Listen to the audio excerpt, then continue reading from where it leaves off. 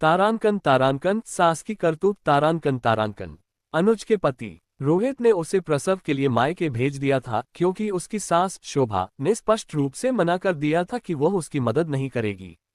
अनुज ने अपने मायके में ही एक सुंदर बेटे को जन्म दिया। शोभा एक बार अपने पोते को देखने आए और चली गई, बहू से ये भी नहीं कहा कि जल्दी वापस आ जाना।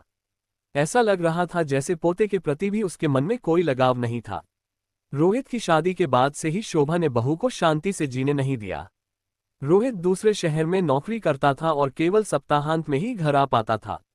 बीच के दिनों में MSc B.Ed की डिग्रीधारिणी अनुज को घर में नौकरानी बनकर रहना पड़ गया। रोहित ने अपनी मां को बहुत समझाया, लेकिन वह अपने रवैये से बाज नहीं आई। अनुज ने फैसला किया कि वह स्थानीय स्कूल में नौकरी कर ले ताकि सास के साथ ज्यादा समय न बिताना पड़े। लेकिन शोभा ने तुरंत घर की कामवाली को नौकरी से निकाल दिया। अब अनुज को स्कूल से लौटते ही घर के सारे काम संभालने पड़ते। धीरे धीरे उसने स्कूल का सारा काम वहीं पूरा करना शुरू कर दिया ताकि घर पर थोड़ी राहत मिले। इसी बीच अनुज दूसरी बार मां बनने वाली थी, लेकिन शोभा का दिल पत्थर का बना हुआ था। सर्दियों की कड़ाके की ठंड में भी वह अनुज को काम करने से नहीं रोकती थी। रोहित ने मां से गुहार लगाई कि कम से कम कामवाली को वापस बुला लो, लेकिन शोभा ने जवाब दिया, मैंने भी यही सब किया था।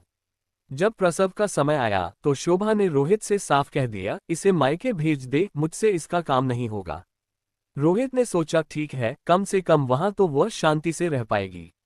उसने अनुज से कहा, नौकरी से इस्तीफा दे दो और अपने मायके चली जाओ, मैं तुम्हें छोड़कर आऊंगा। उस वक्त से अनुज वापस ससुराल नहीं लौटी। रोहित खुद हर 15-20 दिन में एक बार उससे और बेटे से मिलने आ जाता था। उसने अनुज से कहा था, तुम मेरी माँ के पास आ जाओ, नौकरी ज्वाइन कर लो, मैं आता जाता रहूंगा। लेकिन अनुज ने इनकार कर दिया। आज उनका बेटा तीसरी कक्षा में पढ़ रहा है। एक दिन रोहित ने फोन किया और बताया, माँ बाथरूम में फिसल गई हैं।